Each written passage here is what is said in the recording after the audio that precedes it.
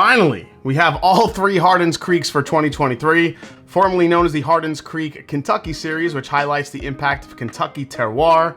Jim Beam states that each expression within the Kentucky Series is a 17-year-old bourbon aged at one of the three Jim Beam Distilling Company campuses, Claremont, Frankfurt, and Boston. Boston right here being the last one of the triple threat.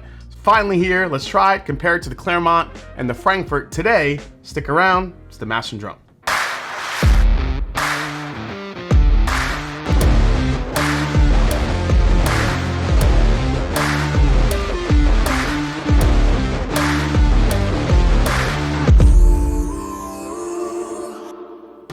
What's up, folks? I'm Jason C. from the Mash and Drum. Welcome back to the show. Like, subscribe, help grow the channel for 2023. Thank you so much, everybody. I hope everyone is having a good Thanksgiving week so far. We're almost at Turkey Day. I'm so excited. Thanksgiving is like, I think, my favorite holiday of the year. I just love the turkey and the stuffing and the leftovers. And of course, the canned cranberry sauce. None of that fresh stuff. I want the Ocean Spray can, right? You guys?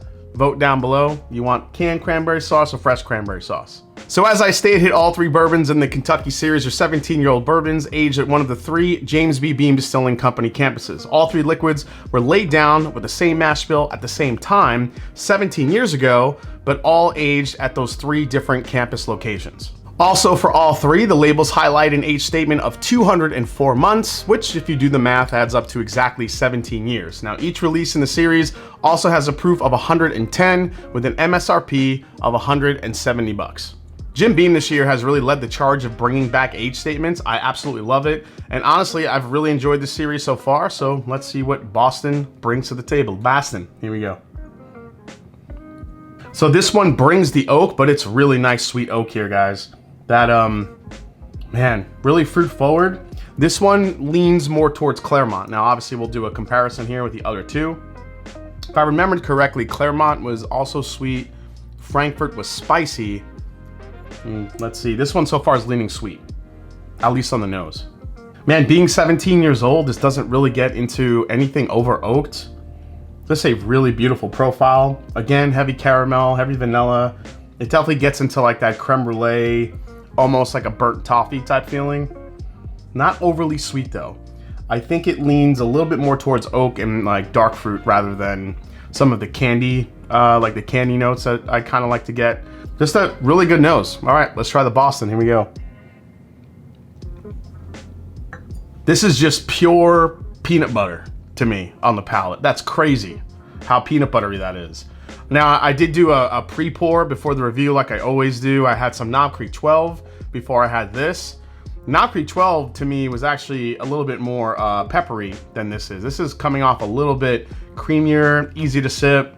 Again, that peanut butteriness. Let's try this one again.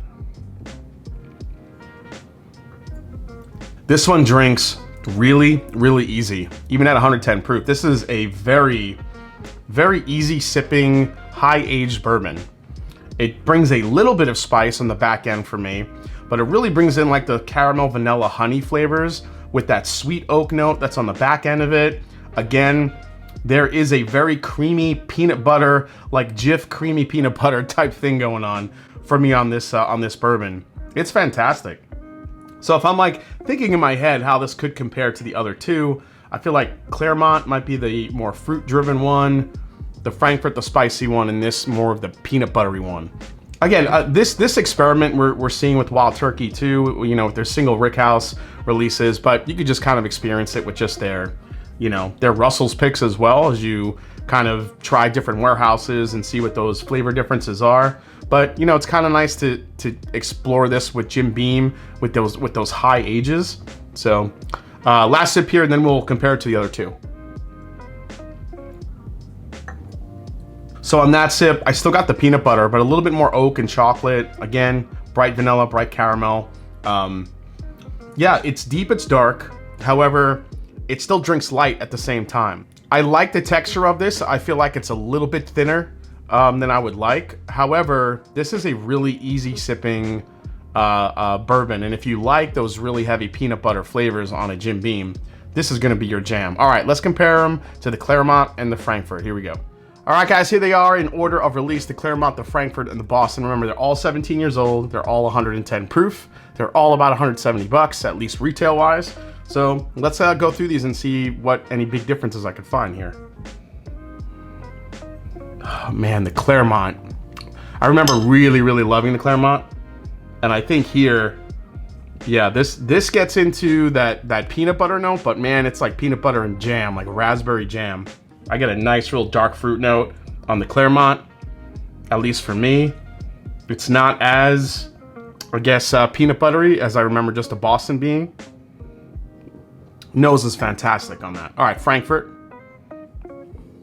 Yeah, and the Frankfurt is more savory. I get more of the rye coming through, which is kind of nice, if you like more of the savory notes. But yeah, the difference just between the first two, it's pretty stark. Now we get to the Boston here. You know what? The Boston might be the most oak forward to me. I get that really, really nice sweet oak, presence. I think you get that in the Claremont, but there's some dark fruit richness that's on top of it that I think masks it a little bit, where I feel like in the Boston, it's front and center. All right, so let's try the Claremont here. Man, coming off the Boston, the Claremont actually does drink pretty easy as well. But I think there's a few more layers in the Claremont to me, I think, that I'm getting from, compared to the Boston. Again, that dark fruit note that I'm getting, a little bit of like a raspberry jam, I think is what's putting me over the edge. I'm also getting a little bit more of a chocolate note here too, to go along with that beam nuttiness. One more sip here. Yeah, it's so good. As I said in my previous review, this reminds me of some of those old Knob Creek 15-year picks, the old 15-year single barrels, from a few years ago that were like 60, 65 bucks, some of the best values in the market. That's what that Claremont takes me to. All right, let's go to the Frankfurt here. Again, more savory on the nose. And on the palate as well. There's still some sweetness in the Frankfurt. However, I think the savory aspect of it, a little bit more of a rye spice you get, the savoriness of it, it definitely comes through especially when you're comparing it right off the bat off of the Claremont. You could really see that savoriness kind of kick in. I do like it, but I feel like it doesn't have the punch and the flavor aspect that Claremont does, or maybe even Boston. It just feels a little bit more flat with a focus on spice. Now, if that's the terroir that came into play and how it aged, so be it. I'd also be curious to know if like the barrels were exactly the same, which I assume they would be, for maturing these. So, all right, last one, Boston here. Yeah, Boston to me it goes right back to that quintessential Jim Beam, peanut buttery, maybe a hint of a fruit flavor there, but I really feel like the peanut butter vanilla caramel just like takes over. It's like, this is like putting peanut butter on just like some toast, maybe a little bit of honey on there, like a peanut butter honey like sandwich, and just, that one's good. If I had to rank them, I'd go Claremont, Boston, Frankfurt for my ranking. All right, let's do a final breakdown. We'll talk about the Boston, how it compares to all three of them, and give you my final take. All right, final breakdown on the Hardin's Creek Boston from Jim Beam. I know what you're thinking, is he gonna blend all three of them? Yes, I will, so stay tuned. But first things first, price on this, $170. Secondary market value, I've seen this as high as $250. That's about the highest I've seen it. Availability, these are supposedly limited, but like most Jim Beam products, if you get a lot of Jim Beam products in your area, you might have had or have a good shot at finding this. Value on this one is good. I'll kind of keep it the same theme. Anytime you can get a bourbon whiskey that's $10 per year of aging, in this case $170 for 17 years, I think that's a great value.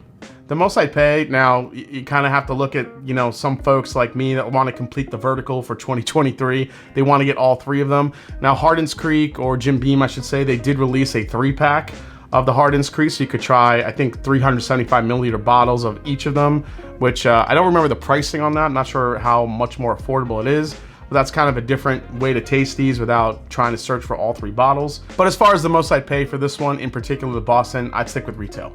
Alternatives for this one is really difficult. There's just, I can't think of something this high age that's under $200. But if you want to explore just from a terroir perspective, what a different location, different warehouses can do, you know, try to find some Russell's Reserve picks from Wild Turkey. There's different rick houses, there's different warehouse locations that they utilize in their Russell's picks that can give you a different type of flavor profile. Now those are also 110 proof, just like this. However, the ages on those will be 9 to 11 years. So I think that will be the best alternative to the Hardin's Creek series if you don't want to spend $170. And lastly, is this a skip, a try before you buy, a buy, or a buy and back it up? This one to me, I would say, now out of the three, as a quick recap, the Claremont is my favorite. If you've gotten the Claremont, personally, that is my Jim Beam profile. It's got everything you love about Jim Beam with a little bit more of like a dark fruit note to it. Frankfurt's a little bit more spice driven, so if you like spicy, go with the Frankfurt. But if you like just straight up peanut buttery goodness from Jim Beam, the Boston is gonna be where it's at.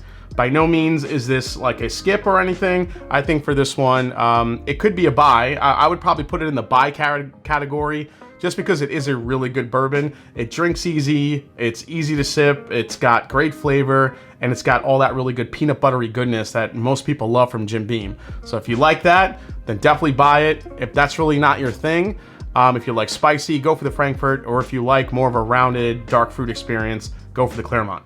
All right, guys, I hope you enjoyed this review for the Jim Beam Hardin's Creek Boston as we wrapped up one of my favorite series this year in 2023. Well, before I taste this, make sure you hit the subscribe button below. Please hit the like button if you haven't yet. Find me on Instagram. Let me know if you've had all three of these quite yet and what your favorite is down below. And of course, please chime in and let me know if you like canned cranberry sauce versus fresh cranberry sauce. All right, here we go. The blend is fantastic. Fantastic. If you have all three of these, just blend equal parts of all three.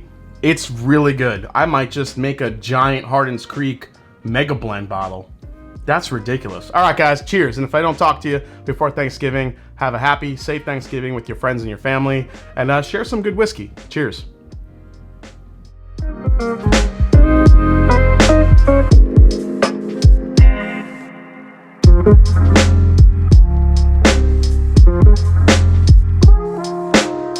Thank you.